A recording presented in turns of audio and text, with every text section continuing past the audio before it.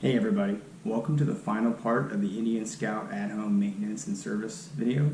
Be sure to follow the procedures in this video carefully so you can avoid things like overfilling your engine oil or damaging your gas tank components, and you can keep your bike on the road and enjoy it for years to come. Have fun.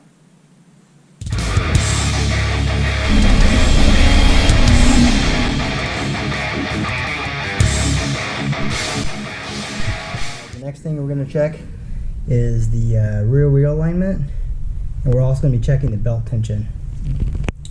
So you need a belt tension gauge for 10 pounds of force.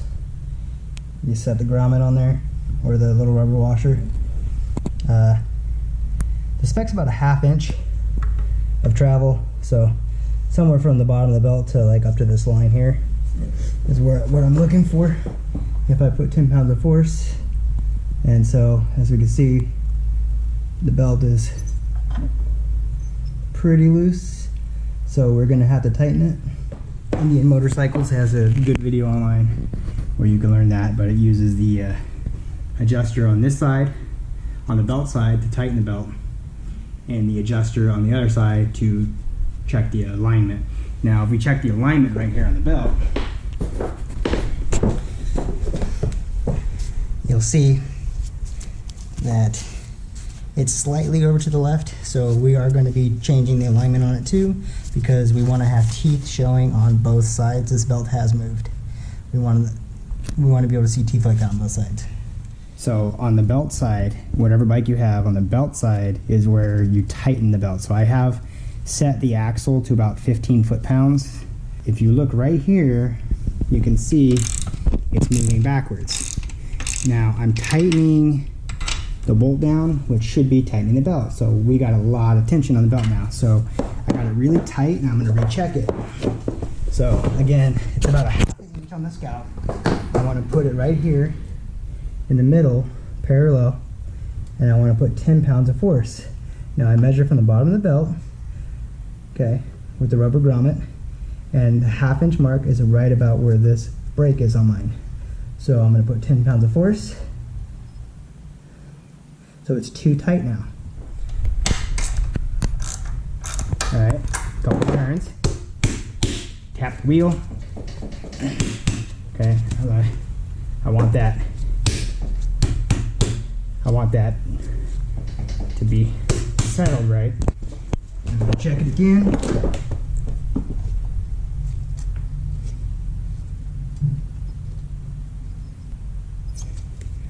Re-verify.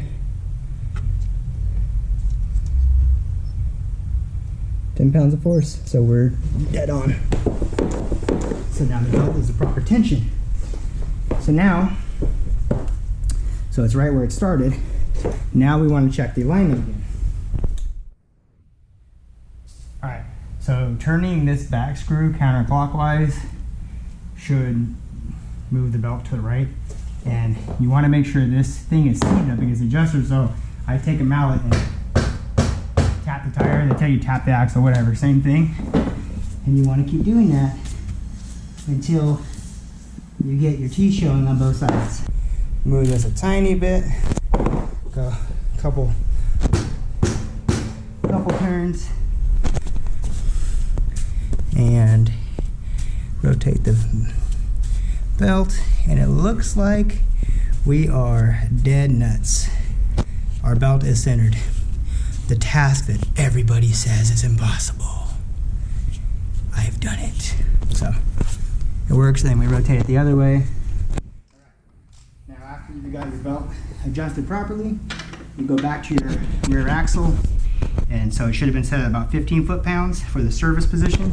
Now we're going to set it to 65.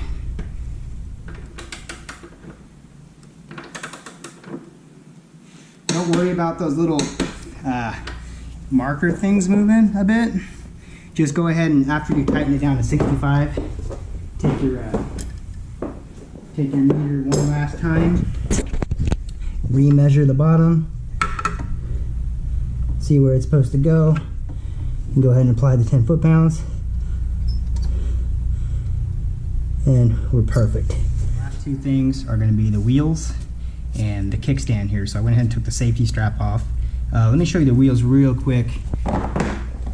What you want to look for on the wheels is just any damage, any nails, anything like that.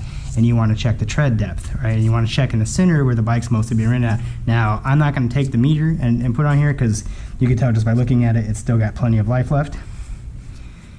And inspecting it, I don't see any damage anywhere.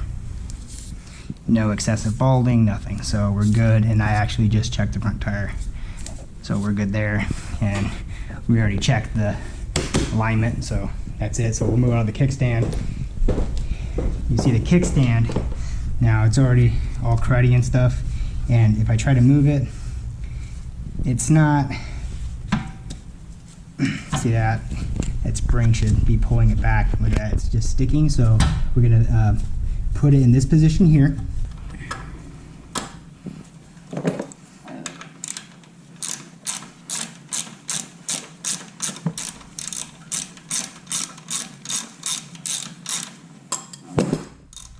All right, it's hand loose. So go ahead and grab this by hand here and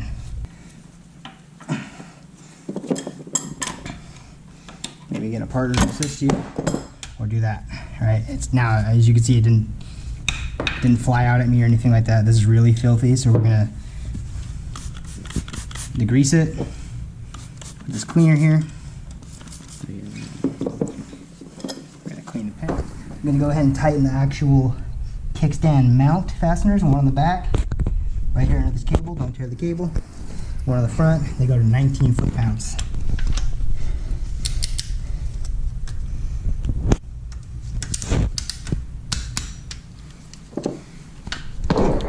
You don't want your kickstand to fail, right?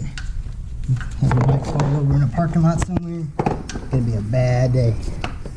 Alright, just a little pressure here.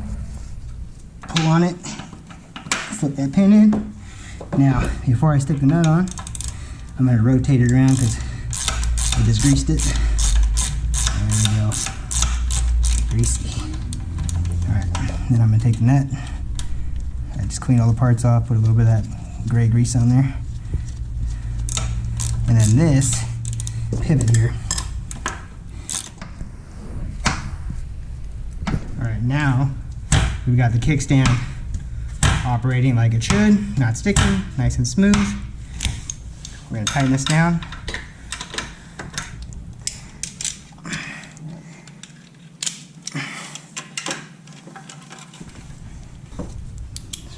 Pretty hard to put on tools with one hand. There you go. Alright, do it from the bottom, it's easier. Alright, now I've gone ahead and taken the bike off the lift, and I have chalked the front wheel so that the bike is secure. We're going to be taking off the gas tank now so we can check the air filter. So let me show you how that's done. You're going to have your seat off, you have your fuse box right here. We're going to be pulling this tab right here to release the fuse box, and you're going to slide it out. That's a little tight in mine. It clips in. We're going to be looking for the fuel pump relay right here because we need to depressurize the gas tank, any gas tank, before you remove it. So we pop the clips, and we're going to be pulling this relay right here. It's the second one on the bottom.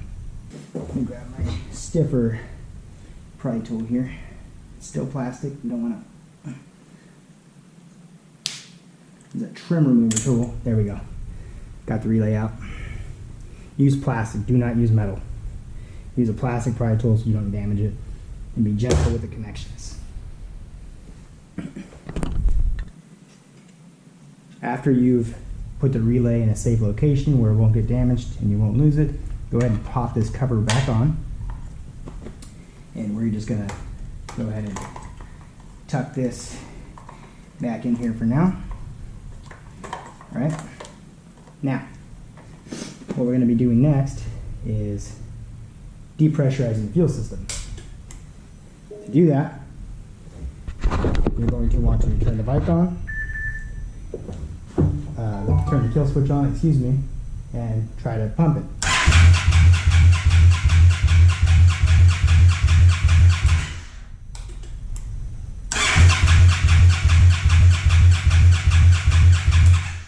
All right, and now we are ready to make the other disconnections. Now that we got the fuse box situated and the tank depressurized, take a 13mm socket and remove these tank bolts. There's 4. They're underneath this cover. All right, now that we've got those 4 bolts removed for the gas tank, we're going to be disconnecting these vent lines here. We have 2. Carefully disconnect these from where they go.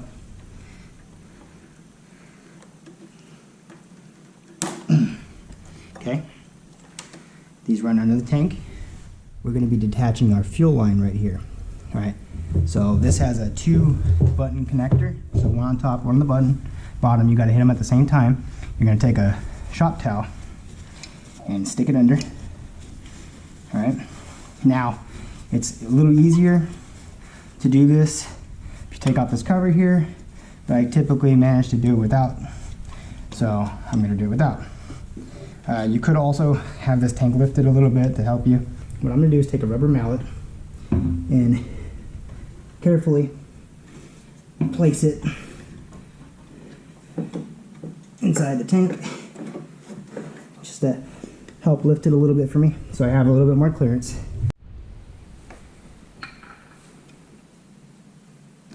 There we go. All right. Blue shop towel right here, exactly for this reason. Clean up any spill that's gonna happen right underneath the fuel tank. I'm gonna go ahead and pull this mallet out now. And there's a connector right here. So you're gonna need to reach your finger around to depress the button. Go ahead and pop it out, put the wire down, and then we're ready to pull the tank off.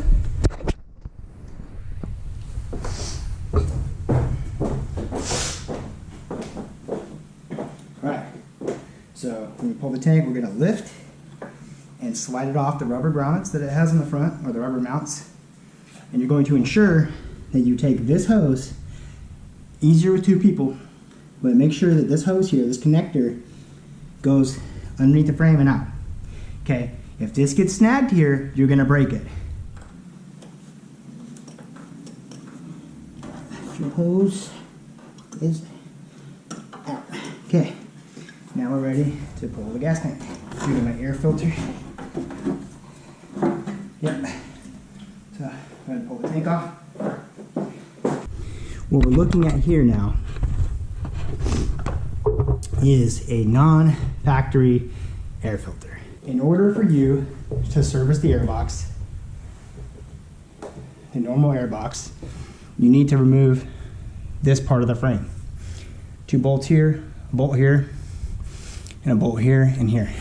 In my case, I'm going to be taking this reusable filter, giving it a good thorough clean, dry it out, and reinstall it. Go ahead and take a brand new clean shop towel and shove it in the throttle so nothing gets in there. I've disconnected the hose here on my airbox, but go ahead and check your ventilation hoses here and here. Make sure there's no damage or anything. Now these ones are aftermarket, but check that for damage, okay? All right, after you've gone ahead and made sure your air filter has been replaced with a new one, or you've cleaned it and dried it, if you have a reusable one, go ahead and reinstall it. Make sure you attach the breather hoses back to it, to the crankcase, inspect them, make sure there's no cracks or anything in the lines, right? The next thing we're going to do is inspect the coolant lines, the radiator, all right? So while you're here, you have a coolant line that runs here, all right? You want to check all these hoses that runs from the radiator. I can see that it's connected. you have your radiator cap here. You have your coolant line that runs to the radiator. Looking for any damage here. Making sure this is connected. Follow that line back. And trace it. And then go ahead and check the radiator. Look inside for any damage, any rocks, anything else. Mine looks nice and clean. Now if we come over to the left side of the bike here, this is where the coolant level checker is. It's really hard to get a good level in there. I don't know if you could see it. Might be easier from the other side there. I put a flashlight over there. Let's see. There we go. Just right there. I got a light in there, and we could see that my coolant is good. This is a cold fill, so my bike hasn't been turned on, all right? So I could see it. So we're good. Your other radiator hose is right here. Go ahead and follow that around too, and inspect your fan. Make sure that it spins freely. Okay? It does. And make sure there's nothing lodged in there. Alright, now we're going to be going ahead and getting ready to put the fuel tank back on here, but first we're going to be checking around all these bolts on both sides of the engine to make sure there's no leaks, no oil leaks before we change the oil. Alright, there's nothing on this side, it looks clean. And on this side of the motorcycle, looking at all the bolts, I see no evidence of any leaks anywhere on the case, so that's good. We're going to begin the process of putting the fuel tank back on. Make sure you get that hose tucked in underneath the frame, okay? So that it's ready to connect. I'm not going to connect it just yet. I'm going to go ahead and clean up right here real quick. I'm going to be reconnecting the electrical connector that we went ahead and pulled off earlier. Right? Alright, we're going to be connecting it. There we go. Line it up. And there it goes. We're going to be reinstalling our relay that we removed earlier. And go ahead and re-secure the fuse box. We're going to flip the fuel pump a few times. Alright, now you're going to be checking the fuel line that you plugged back up and making sure with your finger, make sure it's dry. Alright, then you're going to go ahead and turn the bike on.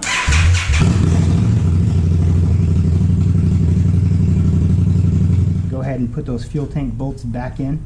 What I'm using today is a genuine Indian motorcycle oil change kit. This is the 15 weight 60, full synthetic for the Scout. It comes with 4 quarts, 2 crush washers, and a brand new oil filter. Alright, so you're going to follow the manufacturer's instructions. Don't think you know what you're doing. Follow this video, follow the instructions to the manufacturer, the service manual. We're going to be pouring in 3 quarts of oil, running the bike again, and then checking the oil level, and if we need to add more, then we add more. Go ahead and pull the bolts loose underneath. There's 2 bolts. There's 2 oil drain plugs on the Scout, okay? Alright. While that's draining, go ahead and take these plugs. Now, the washers didn't seem to come off with them, so after it's done draining, I'm going to go ahead and make sure those washers did not remain behind. And I'm also going to clean the surface, the mating surface where these seat down, and I'm going to be installing 2 new copper crush washers.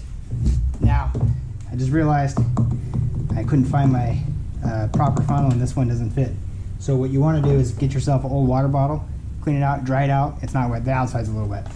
And you can use that to get around any kind of weird exhaust systems or anything else you might have. All right, just make sure it's in there nice, all right, so you don't get any leaks. Now that we've got all 3 quarts poured in, we're going to go ahead and make sure the bike is standing centered upright.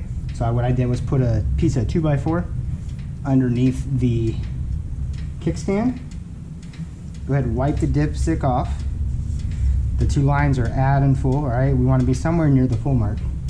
You're going to go ahead and re-secure the dipstick. Go ahead and seat it all the way down and then pull it back up. All right?